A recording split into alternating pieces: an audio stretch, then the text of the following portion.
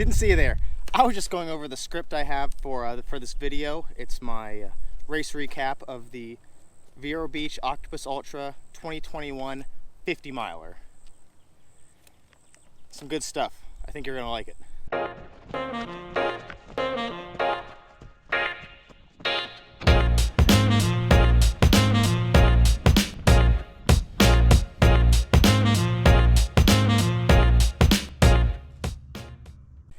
After about 4 months of dedicated training to ultra running, I took on the Vero Beach Octopus Ultra 50 miler in 2021, and it was a terrible decision.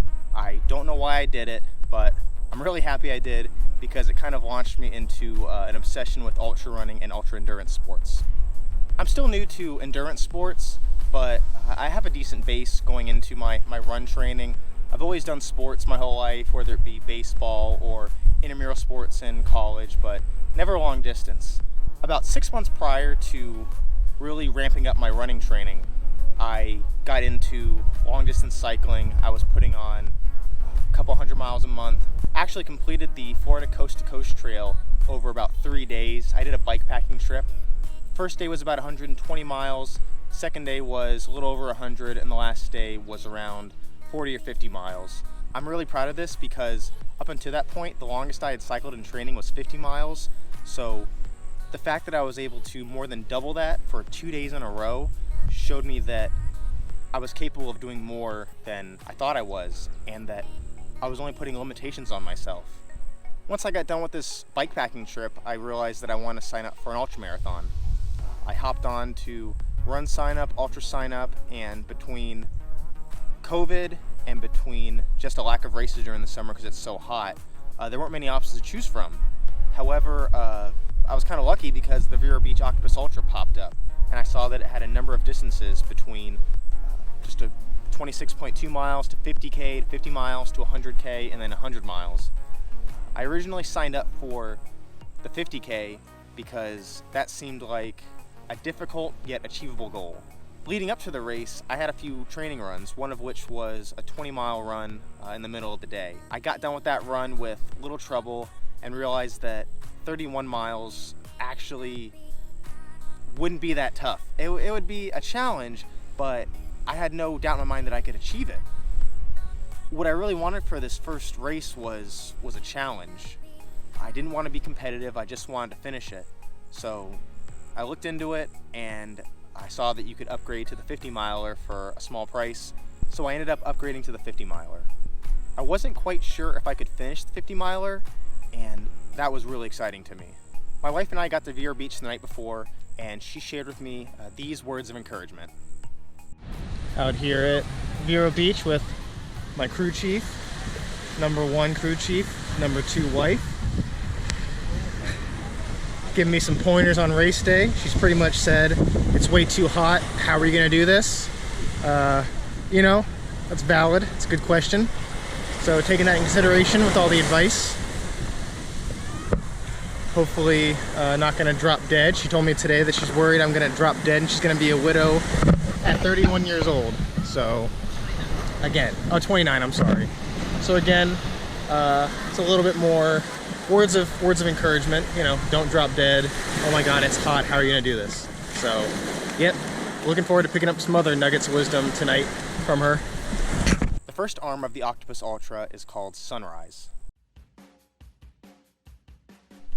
So it's now the morning of the race. I set up my tent, I lay out all my supplies, and I nervously pace back and forth waiting for the start of the race. My wife asked once again if I needed help crewing, and I told her, no, once again, I only need your help at 2 places. Once on the first arm, and then once again on the third arm on some of the longer stretches. And these stops would be for a quick water refill, maybe a quick snack, change out the socks, and then I'd be off and running. I told her to enjoy her day of shopping, and with some confidence and a lot of anxiety, I towed the starting line. When the horn sounded, I took off, fueled by adrenaline and a lack of knowledge on how to pace myself for an ultramarathon. Luckily, my wife noticed an abundance of crew at the start line, so after I took off, she stopped and spoke to some crew members, and she let them know that I said that I was fine, I didn't need her help, that I had this all on my own, and they informed her that I was an idiot. It's my first race, I didn't know what I was talking about, and I definitely needed help. And I am so happy that she did this, because without her, there's no way I would have finished this race. And I can't thank her enough for sacrificing her day of resting and shopping in order to follow me around in a car and give me water and make sure that I didn't drop dead on the course. The first 9 miles of the race were absolutely amazing. The race started out with a quick trip down the Wabasso Bridge, straight to the beach. You hopped on the beach, you did a few miles there, you hopped off the beach, and then you hopped on a bit later for another stretch on the beach. Good start to the day. Just hit the beach. Oh, shoes are soaked. Oh, that wasn't good. Should have seen that coming. Beach number 2. This one sucks more than beach number 1. It's really pretty. See a lot more, but oh yeah, I'm feeling the sand on this one. My poor Hokas. It's all good. Whew. My pace was about 9 minutes per mile overall, and my plan was to run hard while the sun was down. Once the sun came up, to slow it down and take it a bit easier. Again, these first 9 miles were amazing because it was my first race, and I was just riding the high and the adrenaline of partaking in this incredible challenge. Almost mile 8. Feeling pretty good, actually. The whole run so far has been for the past 4 or 5 miles just like this on the road. Nice view, but I'm ready to see something a little different. There's some twists and turns coming up and a few parks, so another beach entrance. But now, beautiful morning. Heart rate's a little high, pace is good. Again, keep harping on it, but getting that first half marathon in before the sun really comes up. Second half of the first marathon leg, take it a little easier, sun's gonna be out, and back at base camp, and then figure it out from there. Right after mile 9 is when the sun really came up and I started to cramp up a bit. I realized that maybe my starting pace was a bit too aggressive, and you can see from my videos I already had a pretty thick coat of sweat on me, and the sun was just barely coming up. While the race started to become a little bit more difficult after mile 9, it wasn't until mile 16 when I became completely miserable. I started slowing down. I was really feeling the effects of dehydration, and I started to realize that I took on a pretty big challenge, and while the research I did was decent, it might not have been adequate for the scope of what I was doing. Okay, at about mile 14, entered phase 2 of the plan. Phase 1, hit that first half marathon pretty hard. Phase 2, dropped down, 10-minute mile pace-ish, maybe slower. Focusing on running the whole 26.2 and then recouping at base camp. So feeling a little more tired than I thought I was gonna feel right now, but yeah, keeping on moving. Stopped at the rest stop, got some ice, still feeling kind of shitty. Started feeling shitty between the last video and this one, but just feeling way better. Heat's a little more under control. Ice in the hat, ice in the shirt. Got a little bit more water in me. Just stop for a second, collect my thoughts. So talked to my crew chief, my wife, love her. Shout out to her for helping me out. But yeah, feeling a little better. So we'll see how it goes. The first designated stop I had for my wife was mile 13. That's when I'd have a quick water refill and be good for another 13 miles. This turned out to be an incredible oversight, and as I mentioned, because she talked to other crew members, she knew that I'd need way more help. So she actually stopped at the store. She got additional water, snacks, and a cooler. So that mile 13 stop turned into a mile 13, a mile 15, a mile 17, 19, 21. Pretty much every 2 or 3 miles, she was stopping, and I was shoving ice wherever I could fit it. Trail portion of the Octopus Ultra. Ooh, doing some walk running. Feeling a little rough, but grinding through it. Yep, mile 24. 26.2's base, so got miles to base. recoup, get some ice water, and you know, keep pushing forward. It's hot and it's only getting hotter. So I think I started a little too quick. Probably mentioned that, but got some good miles in. Just gotta, you know, just gotta fight through it. I think it's gonna be a real grinder at the fucking end. Nice houses, some water, nice little packed dirt trail. Whew. 24.57. Walking a little bit, catching my breath. Can't wait for that ice back at aid station. But yeah, it's a nice little section. Nice houses. Crew vehicles can get here pretty easily. Not really crowded. By this point in the race, it looks like everyone's pretty spread out. So every once in a while I'm passing someone. A lot of times people passing me. So yeah, I think everyone's feeling the heat. Yeah, about a mile and a half to base station. Mile and a half to base and aid station. So I staggered back to the Octo base after 26.2 miles, feeling beaten up, tired, hot.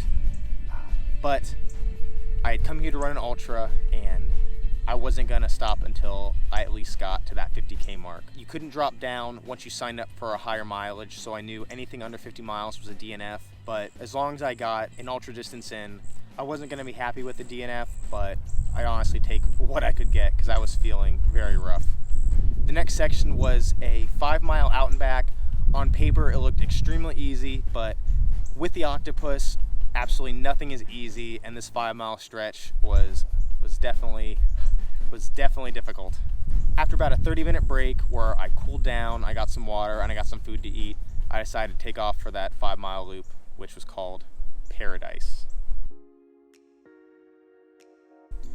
I set off on this 5 mile loop with some renewed vigor, and I don't know if it's because I was approaching the ultra distance territory, or maybe it's because the arm was called Paradise and it sounded nice, but I was soon going to find out that Paradise, I think it was a joke on Mike's part, because the 5 mile Paradise loop was anything but paradise. After a trek the opposite way down Wabasso Beach, we came to this abandoned parking lot structure, and after a quick trek through there, we hit a trail. Now this trail was lined with foliage on either side, zero canopy, so there was no breeze, the sun was beating down, and I couldn't believe how hot it was. It was so incredibly hot. At about the mile 2.5 mark, there was a spot for crew access. I was able to get some water, get some ice, and hold on to the side of my wife's car and try not to fall over. Actually, when I finished the race director, Mike, told me that he was surprised that I finished the race, because at that point I looked like I wasn't going to make it. And honestly, I don't blame him for thinking that, because I was feeling rough, and I know I was probably looking very rough. I really didn't get much footage on this section. It was miserable. I didn't feel good. Anyone that's done an ultra knows that there comes a point where the only thing you can do is put one foot in front of the other, and anything else is just miserable. You don't want to do anything else. It takes all your willpower just to keep moving forward. And the thought of just pulling out my camera, turning it on, and giving an update, it was just not on the table. It wasn't an option. I wasn't going to do it. So unfortunately, I didn't get much footage of this section, but it would have been a lot of me walking and probably bitching and complaining a lot. Finally, after hobbling back to the Octo base, I took another long 20-30 minute break, collected myself, and thought about the remaining 19 miles it would take to finish this race. I felt terrible. I wanted to quit, but I figured I didn't want to quit while I was at the Octo base. I'd rather quit while I was out in the middle of the next arm 3, and say I tried. Say I at least tried to go for that finish. So that's what I decided to do. I got up, packed my gear, and I took off for arm 3, which is called the Oven. Now, if the last arm was called Paradise, what the hell kind of torture did the Oven have in store for me? A 4 mile trek down Jungle Trail, which was a semi-shaded dirt road, led me to a mangrove-lined heat chamber, and I knew instantly why it was called the Oven. We're on the 4th leg. 3rd of the Octopus Ultra. It's a 16 mile one. After this, we got a 2.5 mile one. Yeah, I got a second win on mile 2 on the last couple. That was only a 5 mile one, but Jesus Christ, apologies. It went through some wetlands. Oh, it was hot. It was hot.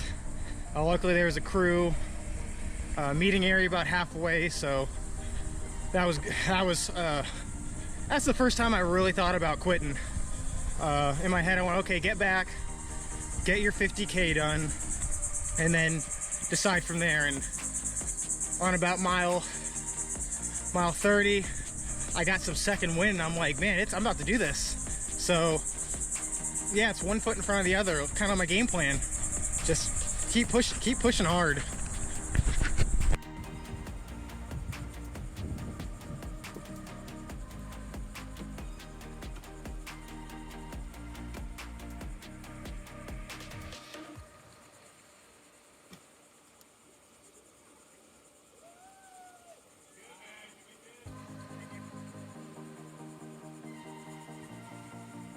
Woo, woo, woo!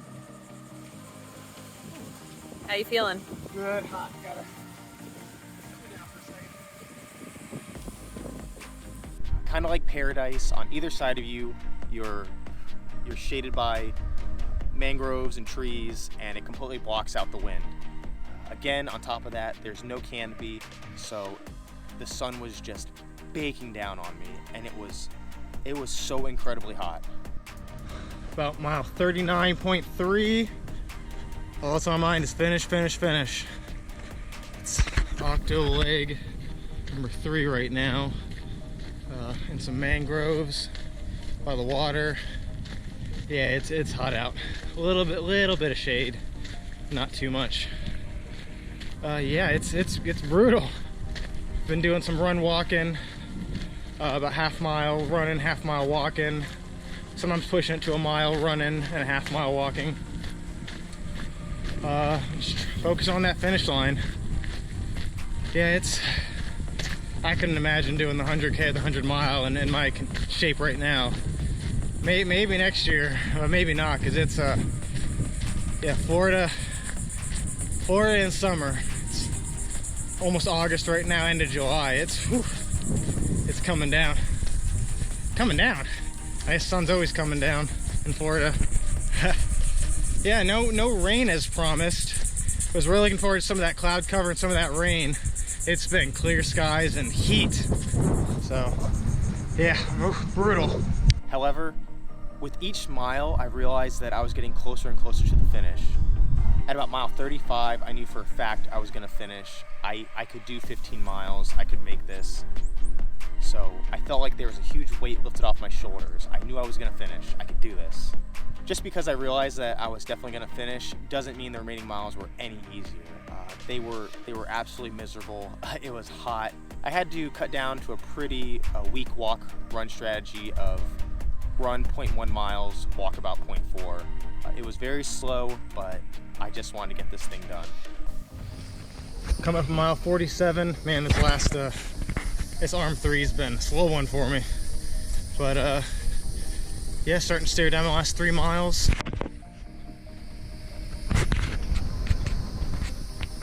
Starting to stare down the last 3 miles. 1 mile to Octo Base, and the last 2 mile little run down the last arm number 4. Yeah, I'm planning on keeping it quick at the Octo Base this time, because it only is a 2 mile thing, little 2 mile arm. What else? After arm 3, I made it back to the Octo Base, and I only had 1 2-mile arm after that. I stripped off my vest, grabbed some water bottles, and headed right out because I just wanted to finish this last loop, and I knew that I was so close to being done. And this last loop was called Boomerang. The final arm was incredibly easy, and I'm very thankful for that. It was a quick 2 mile out and back to this residential neighborhood, and then right back to the Octo Base. The last quarter mile, I think I ran the fastest of any time I did in the entire race. As I ran this final stretch, I was overcome with the emotion of completing my first ultra, and just what I had to struggle with the entire day. It was way harder than I expected, and I couldn't believe that I had overcome all my bad decisions and somehow finished this race.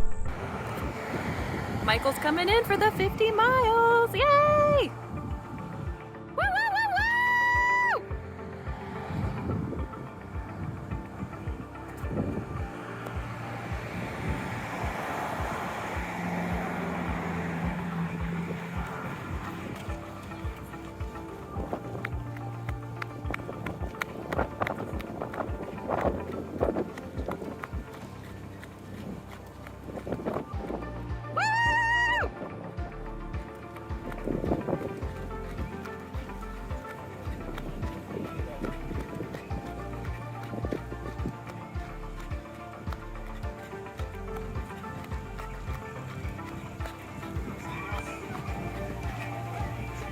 How you feeling?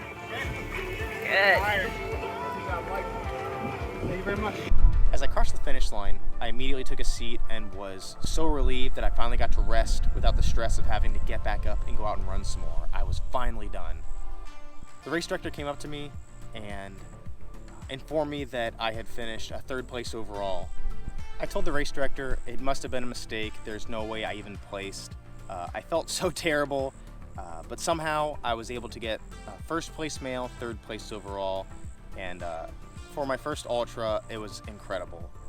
I will say there were only 14 entrants, and a lot of the more competitive runners were running the longer distances. So not to take anything away from my performance or anybody in the 50-mile group's performance, but you know, I should note that there was that reduced amount of racers. When I think about the 2021 Vero Beach Octopus Ultra, the phrase that comes to mind is trial by fire. I did a lot of things wrong, but I also did a lot of things right. It's easy to look back on the race and be critical of myself for some of the decisions I made in pacing and hydration and nutrition, but the fact is, it was my first ultra race, and I had very little experience going that high mileage. As I mentioned, my longest training run was 20 or 22 miles, and there's a lot to learn once you hit that 30-mile threshold that I just didn't have experience on. So I am very proud of myself for being able to not only complete the race, but also podium. I'm also really proud of myself because I was able to keep my wits about me, and when I was dehydrated, I was able to stop, cool down, rehydrate, replan, and go out and finish the race. In every difficult race, you need something that drives you to finish so that when it gets tough, you can dig deep down and rely on something to get you through. And for that, I'm not ashamed to admit it was my pride. I had told friends and family that I was going to easily complete this 50-miler, that there was no chance I was going to fail. If it got hard, I could just walk it. There's no way I was going to DNF. So I had a lot of pride on the line, boasting about how good I was going to do for this race. So I thought about having to explain to my friends and coworkers why I DNF'd and making excuses for not finishing. And I used that to motivate me to finish the race. I learned many lessons from this race and many lessons from races that have come after it in the past year. And I'm hoping to take these lessons and have a very solid performance in the 2022 Vero Beach Octopus 100-miler this year. This will be my 3rd 100-miler, and I know I have so much to learn, but I think I can take the tools that I have gathered over the past year and produce a very strong performance this year. And that performance that I'm hoping to hit is a 23-hour finish. That's my A+ goal. That's what I really want to hit this year. However, I am trying to refrain from becoming overconfident because I know with these races, any minor slip up can turn into major problems, and a DNF is as easy as becoming a little dehydrated and not being able to rehydrate yourself. I'm going to end this video here now because I really want to focus on the 2021 Vero Beach Octopus Ultra. I'll be doing another video covering my race plan for the 2022 Vero Beach Octopus Ultra, so I hope you're able to watch that one, and I'll see you next time.